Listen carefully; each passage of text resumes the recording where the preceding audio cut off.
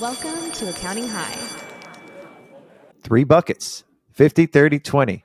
Right. And it's a very simple, effective system that you can use to scale your business. So once you understand the system, as you grow, you can live and die by this rule and you'll always be profitable. So what we're saying here is if you follow the system, I can guarantee you that you'll always make a 20% net profit in your business on top of your regular wages that you pay yourself. Check out the Cashflow show. We discuss topics like getting paid on time, profitability, and managing your bottom line, payroll best practices, the best apps to use, and cash flow forecasting tools. So if you're a small business owner, your help's right around the corner. Fret not. Tune in as Scott and Nikole help you reach your goals on the Cashflow show. The Cashflow show. Listen and learn. We'll show you how to pay yourself on what your business earns.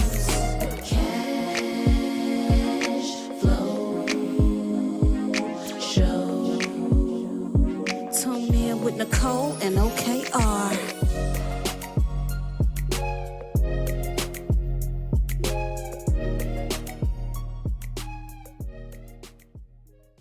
What up, what up, what up? What's up, Nikole? Hey, Scott, that song is still such a banger. It's catchy. So smooth. So today, we're going to bring back the P's. We're talking about profitability. Profitability problems, persistent profitability problems are not something that you should have as a business owner. Is that right, Nikole? Got That's any clients that have consistent cash flow problems?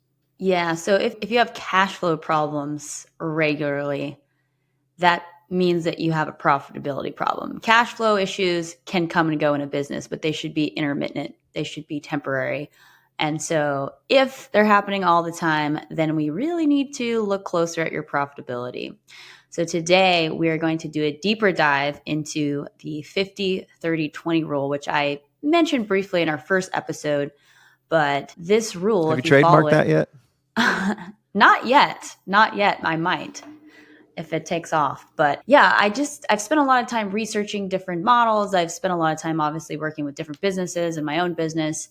And one day I came across this like pattern that I noticed and tried to take accounting the way that we've previously accountants have thought about profitability, right, with gross profit margin and net profit margin, and just try to make it a little bit more, tweaked it a little bit to make it a little bit more simple for business owners to understand. Yeah.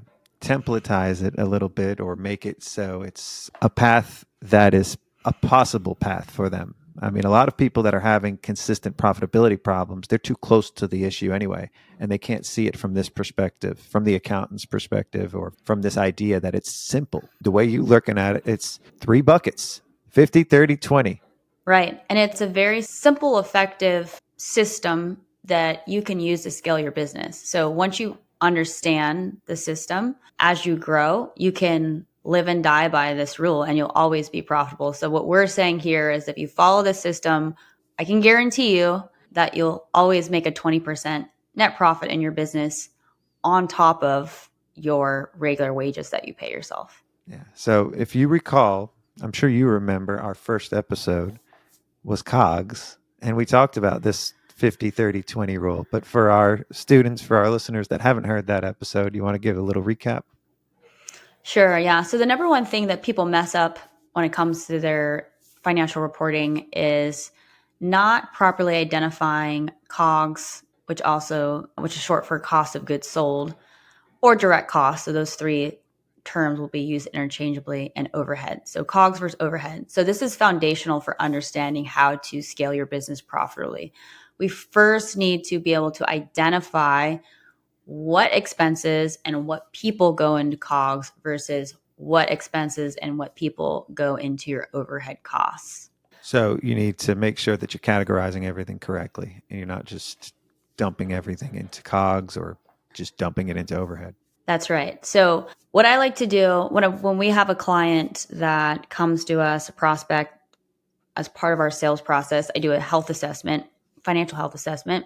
And the very first thing I look at is a summarized profit and loss statement looking back the last 12 months. So if you think of it at the top, I know we're not looking at anything right here. So there'd be 13 columns. Each column is a month for the last 12 months, depending on where you are in the year. And then on the far right would be a total column. And the reason I like to do trailing 12 is because it allows us to account for seasonality, right? Looking at just the current month or year to date doesn't typically tell us anything. And so when we do trailing 12, we can look at seasonality. And then also most of the clients that come to us are not on accrual-based accounting. Accrual-based accounting gives us consistency month over month. But if we're on cash basis or something in between, looking at one month or the other, we might see a lot of variability. So if we can look over that trailing 12, we can begin to see what our total net profit margin is, or we can start to look at those buckets, the 50, 30, 20 buckets, and one, identify immediately if the business is properly categorizing those. So most of the time, the expenses that should be in your 50, your COGS, end up in overhead costs. So immediately I can say, okay, that's an accounting issue that Momentum Accounting can fix, right? But let's say they are properly categorizing between COGS and overhead. Then I'm looking at the percentages. And a lot of the times when I look at the net profit right at the bottom, it's less than 20%. It's 1%, it's 5%, it's negative, it's 10%, right? And so what I can easily do is identify whether the issue is up in COGS or the issue is in overhead, and then talk through with the client, what are the steps that we need to take to correct this so we can get you to that 20% net profit margin. Now, the 50, 30, 20 rule is, what's the word I'm looking for? Not a simple, but like there may be some types of businesses where 50, 30, 20 isn't the exact number, right? It's a general rule. You're generalizing a lot of things here. And let's get a little specific. If we're having trouble saying some businesses might do this or some might do that, let's get a little more specific and say service-based business that's primary product is people, right? So we're not dealing with inventory. We're not dealing with actual like inventory methods or cost of goods or things like that, things that could be on the balance sheet and everything. We're just dealing with service-based people. And in this case, most of your COGS is going to be your people costs, right? And maybe there's, like you said earlier, maybe there's some people that could be in overhead, maybe just admin type people, but anybody doing working at like your product, if your product is your people, obviously anybody that's working in operations is going to be in cost of goods. So then we can be more specific and say your costs or your employee costs should be 50% of your revenue, right? And if that's the case, then your pricing really needs to reflect that too. But I think I've gone a little too far or a little too detailed, but if you need to scope back out, let me know. Yeah, so we can go through an example of a service-based business. So let's just go through, to your point, defining COGS versus overhead. COGS is any people, vendors, costs that go into directly generating revenue. So for a service-based business, the people who are directly working with your clients would be your COGS. And then things like rent, things like your bookkeeper, IT department, sales, marketing, HR, probably the owner's salary, maybe your director of operations, maybe admin staff. All of those are going into your overhead. The way that we want to look at it is you've got your revenue, you've got your COGS, your overhead, and net profit. And those are the four main buckets. Okay, so once we've got the four main buckets. So let's say our revenue is $1 million, right? And we're saying our COGS should be no more than 50% of our revenue. So we start with $1 million. We can spend $500,000 on COGS. Then we've got 30% of that million, so $300,000 that we can include on our own wages, that we can spend on all those other things I was saying, marketing, IT, rent, admin staff, blah, blah, blah. And then that leaves 20% or $200,000 in net profit. So one thing to highlight here is that with a lot of businesses, particularly pass-through entities like S-corps and partnerships, the wages that you pay yourself are discretionary. So there will be certain situations where I'll have a business come to me and the owner's not paying themselves any salary at all.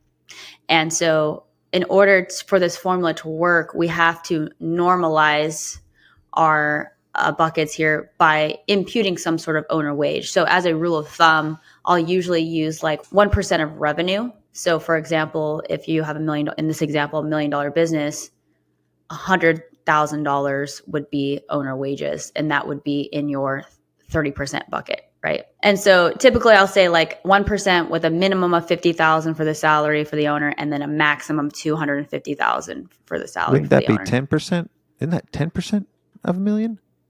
Oh, that is 10%. Because 50%, you said 100,000. Yes, sorry. It would be 10,000 if it was 1%.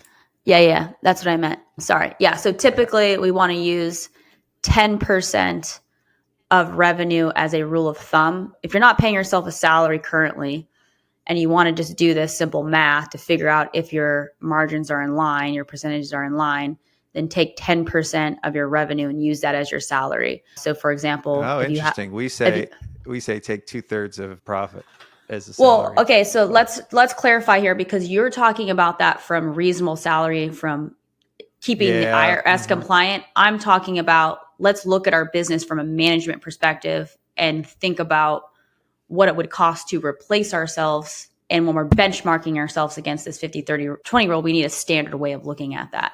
So most business owners are paying themselves somewhere in line that makes sense. But I'm saying, like, for example, I had a client that a partnership, and they're running everything through draws. So when I looked at their P&L, they looked really profitable. They had a 40% net profit margin. They had 3 partners, but there were no wages going through the P&L. So I can't compare that business to another business that is paying them. The owners are running salary through the P&L. So in order to get us all on the same page here, there has to be some owner comp run through the profit and loss statement. And so that's why, as a rule of thumb, if you're not, or you're underpaying yourself, use 10% of revenue, but don't go below 50,000 and don't go above 250,000.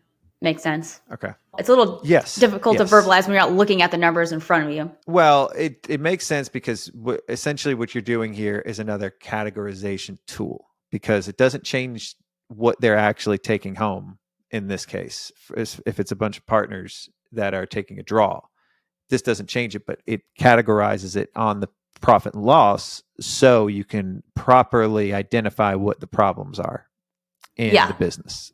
Profitability problems.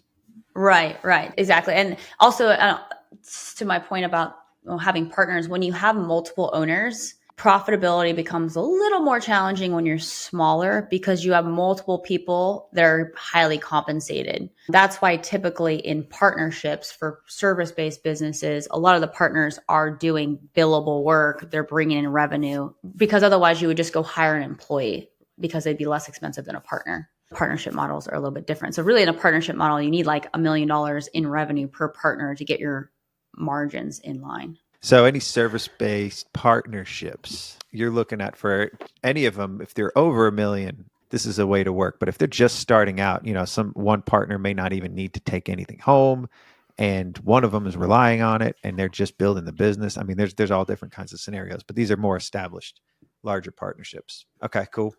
Right. That's one thing I see struggle for smaller partnerships under $1 million, is that they struggle to make the amount of money that they want to make, because there's just not enough revenue at that small size. But the idea of partnering with someone, right, is that you can grow the business much faster. So you can get your business to $2 million together faster than you would separately. But you also don't want to cannibalize all the profit. Yeah, you don't want the owners or the partners to cannibalize all the profit too, because that would definitely play into your 50-30-20 if you had partners taking too much out of the business because they needed it.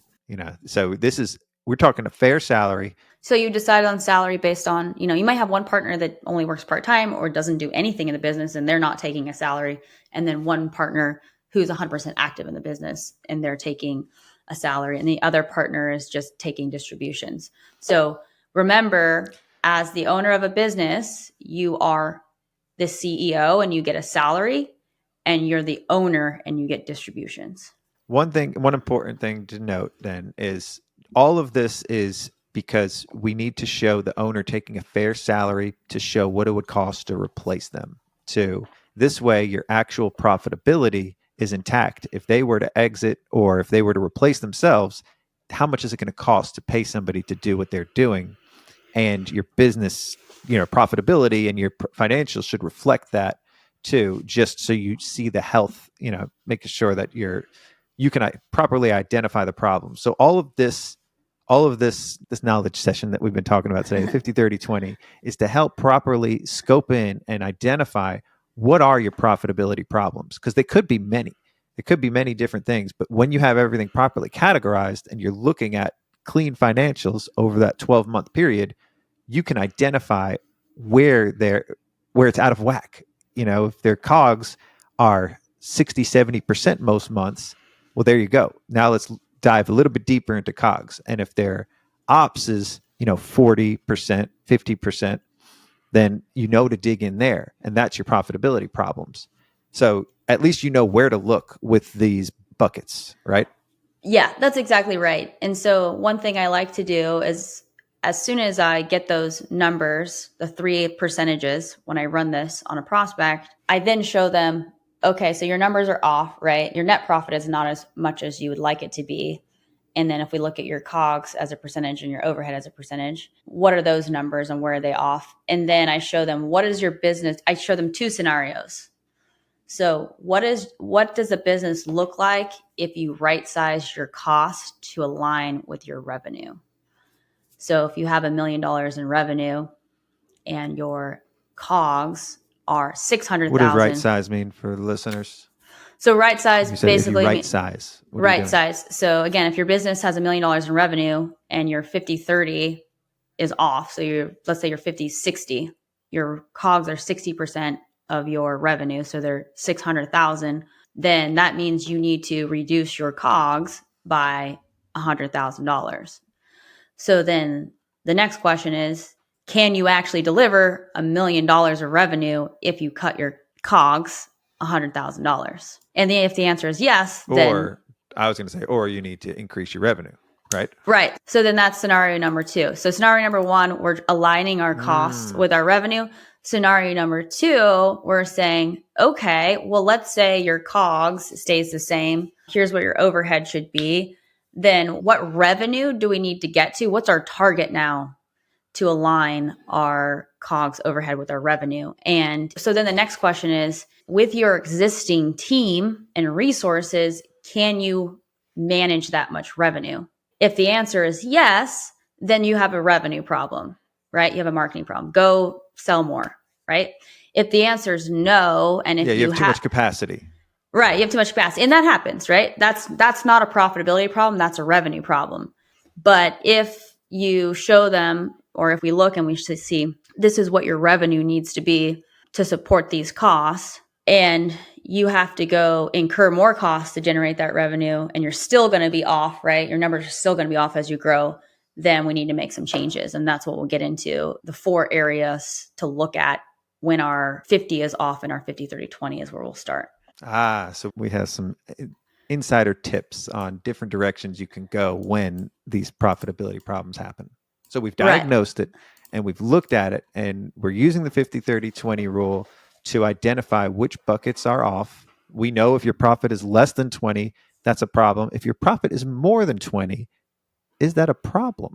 It could be. It depends. It could be. Right. Yeah, you can definitely could have people that are almost ready to quit because they're overworked.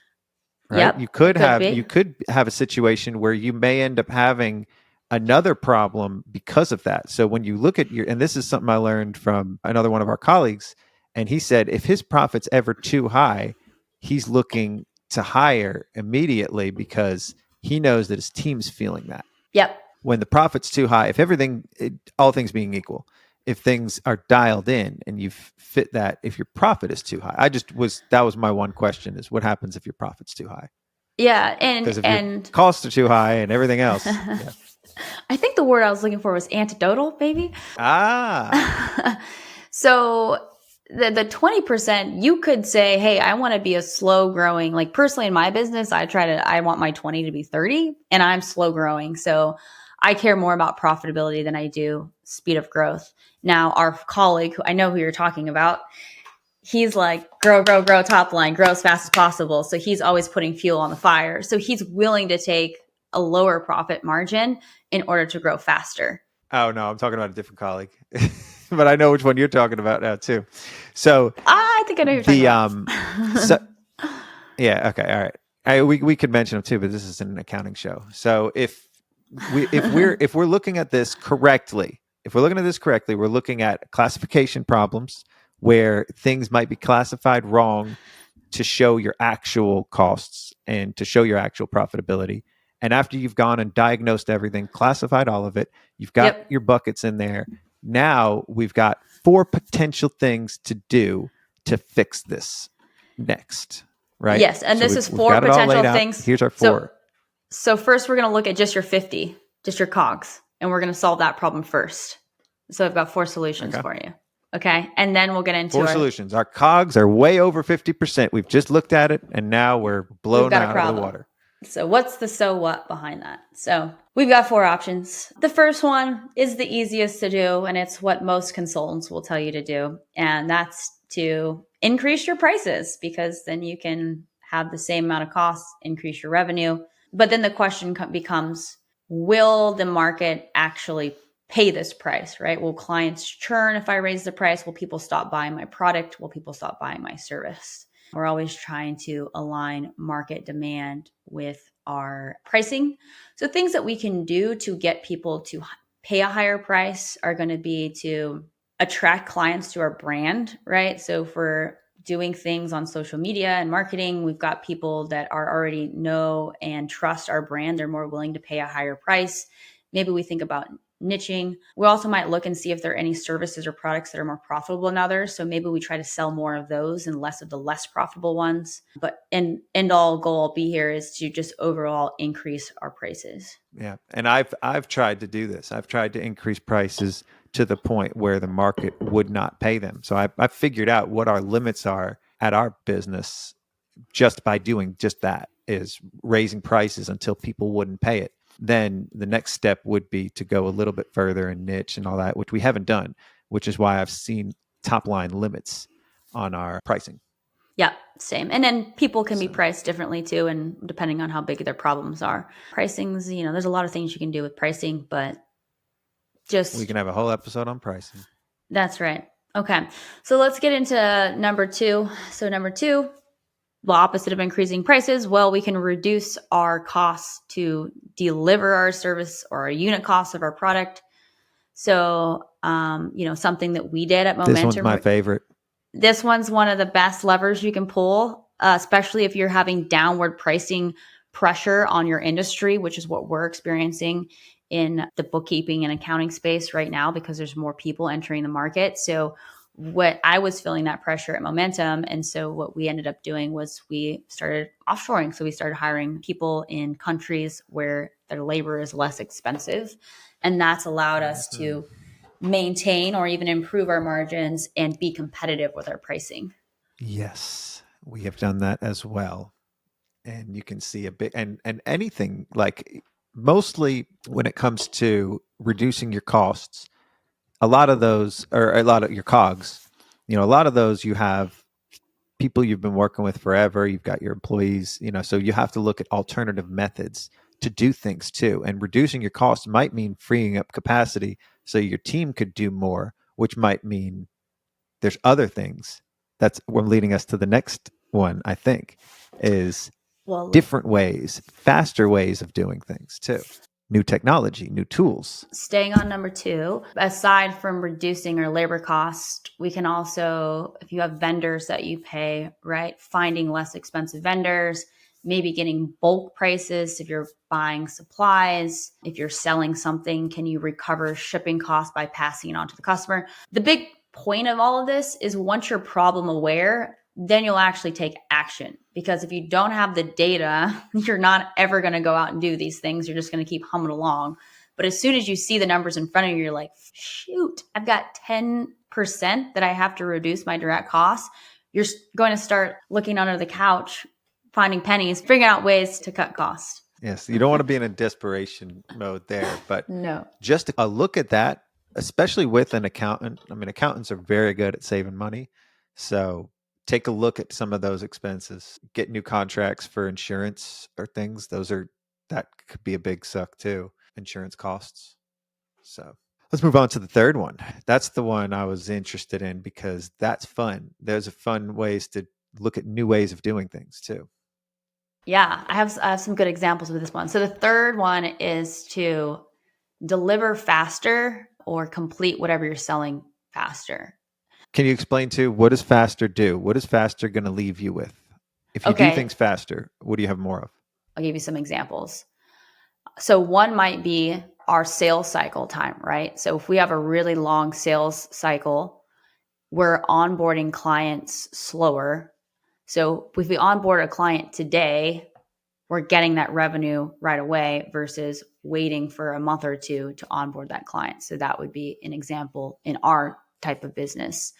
Another example would be like a dry cleaning company. So there's a woman that used to own a dry cleaning company in my EO group, and she was talking about how they would charge their credit card when the customer came to pick up clothes. And what would happen is they'd have all these clothes sitting on the rack and the customer wouldn't come pick them up.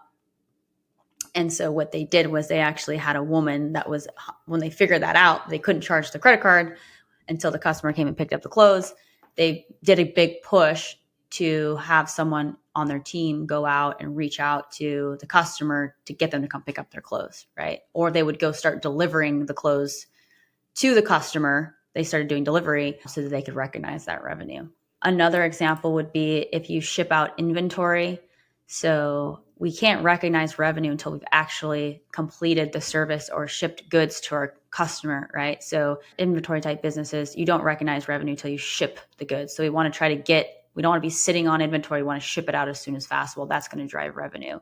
Consulting company, let's say you have projects and you bill by completion of the project, so work in progress. We want to complete the job as quickly as possible so we can invoice for that work that we've done. And then another area of improvement is our sales cycle time. So if we have really long sales cycle, it's taking us longer to get revenue in the door. We want to shorten that cycle so we can get customers in the door faster. Faster, more speed.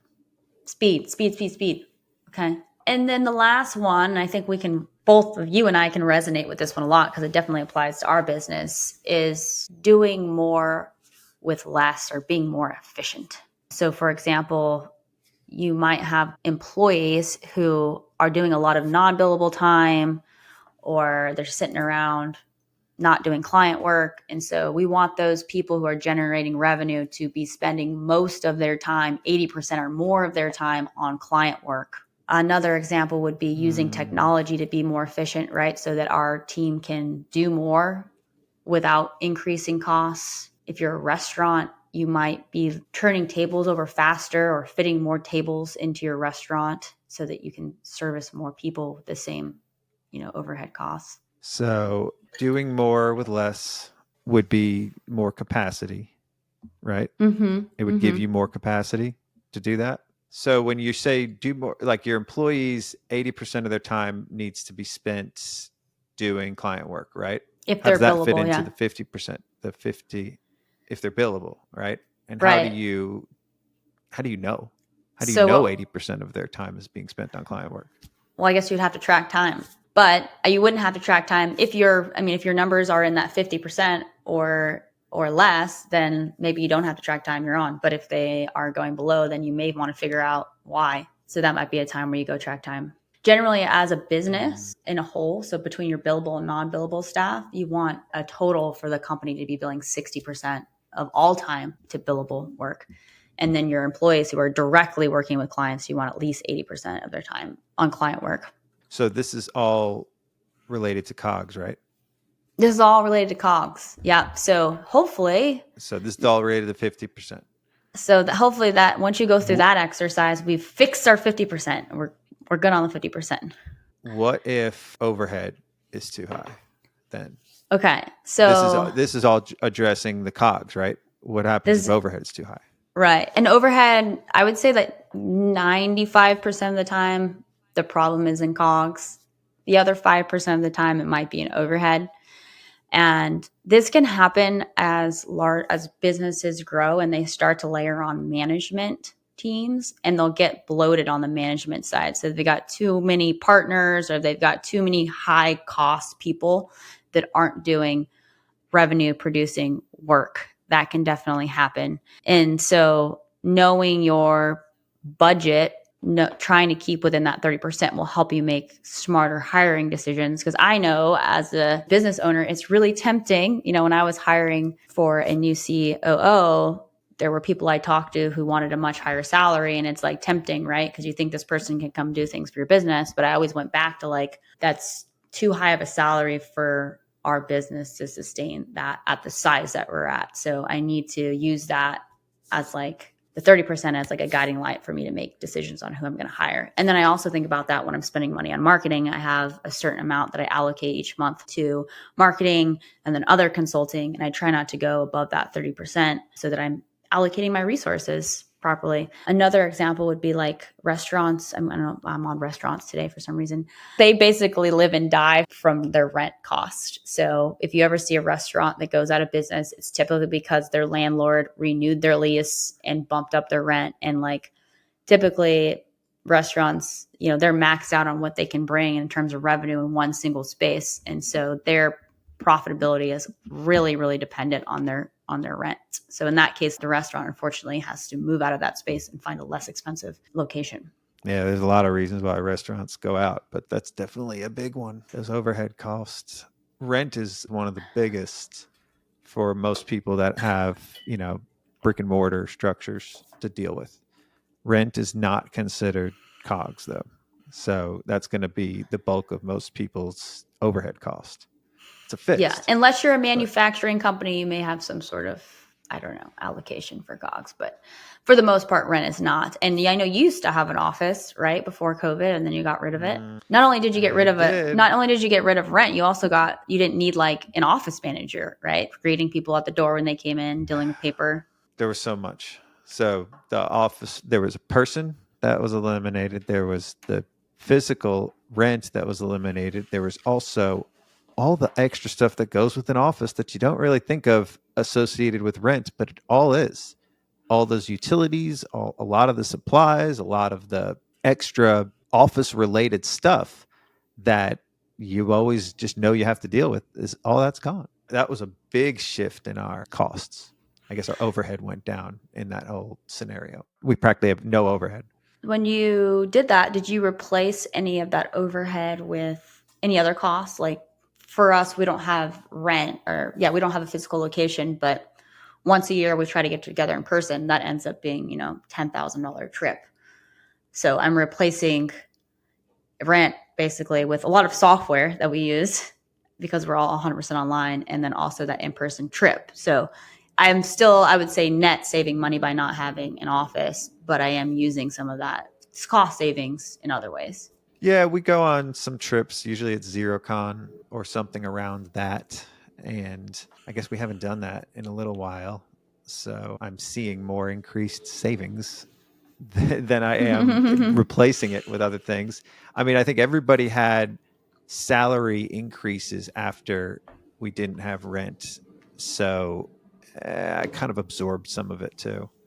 Once we saved all that money, I was like, well, I don't want to just sit on this myself. I'll just increase everybody's salary, and then it was gone. Okay. So maybe we don't do that in the form of retreats. It just did that in the form of, okay, well, I just kind of erased the savings. Everybody gets a little more moolah. Yeah. Okay. So let's summarize then. So point number 1 is cash flow problems should be intermittent. If you have cash flow problems regularly, you have a profitability problem. If you have a profitability problem, make sure you're categorizing your COGS and your overhead properly, and then look at, as a percentage of revenue, how much is in COGS, how much is in overhead, and how much is in your net profit. Aim for COGS to be no more than 50% of your revenue. Aim for overhead to be no more than 30% of your revenue, and you'll be left with a 20% net profit. Caveat here that you should have owner's comp somewhere in there. When you first start out your business, it may be in the 50 in the COGS when you're doing the client work. And then as you move out of the client work, you're going to move into overhead. If your COGS are off, we gave you 4 areas to go look at: increasing prices, reducing costs to deliver, finishing faster, or doing more with less. And then once you fix your COGS profitability, or your COGS problem, and if you have if your overhead is too high, then start looking at the expenses in your overhead costs and setting budgets that align with your 30%. And then you should be left with a 30% net profit plus your salary. And I think that's it. Easy, right? Yeah. Oh, it's never easy. It's never easy for somebody that's in the middle of it. They didn't see any of these things. You just highlighted a ton of things that they need to go work on, and that's not going to be easy either.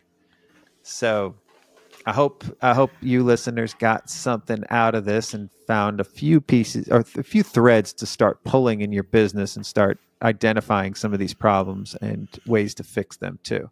Because you could keep pulling that thread forever, and then you'll see that there's another mess on the other end of it too, potentially. Fix one thing, and then you got to fix the next thing. All right, cool. So our listeners too, if you made it this far, please go in and leave us a review. We would love that. We'll read it on air. Go into Apple Podcast, go to a little podcast player, type in your review, all the things that you like about listening to the show. Maybe if you're in Spotify, tap the little star button there. I think that gives us a star. Send us a note on LinkedIn. You can reach Nikole Mackenzie. That's Nikole with a K, Nikole. And Scotty, there's a little OKR in there too. But yeah, we're both on LinkedIn. And then if you want to find out more about Momentum Accounting and our services, you can go to momentumaccounting.com. And then Scott, I know you've got links to Accounting High. Do you want to promote Accounting High or Padgett? Well, if they need tax-related work, Padgett NC.com. That's where they should go. We are taking on clients. And if you're an accountant listening to this, go to accountinghigh.com. Yeah, go check out Accounting High. All right. Peace out, homies.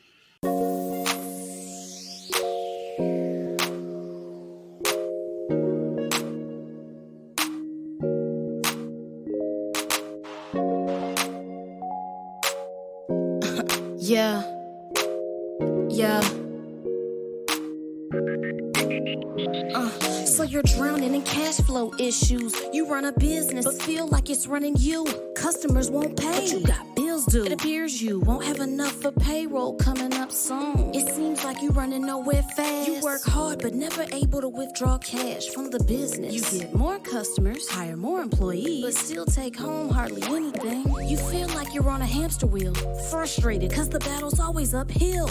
Even though you got a bookkeeper on your team, they send you reports, but you don't really know what they mean. Your CPA doesn't understand a thing about your business, at least that's how it seems. But if you want to get above water and grow, check out the Cashflow Show. This is the Cashflow Show, where we help the small business gain momentum and become profitable. This is the Cashflow Show.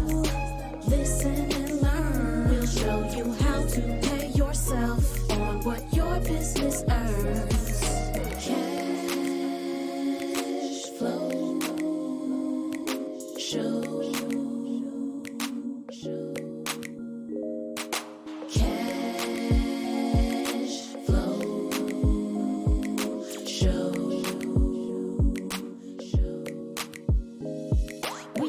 Topics like getting paid on time, profitability, and managing your bottom line, payroll best practices, the best apps to use, and cash flow forecasting tools.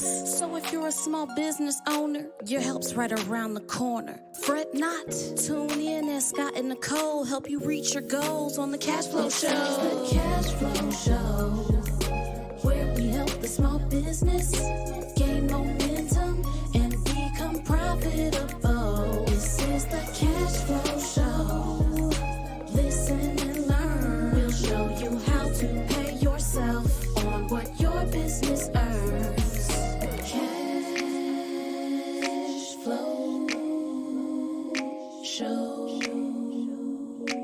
Our advice will take you far. Cashflow Show. Tune in with Nikole and OKR.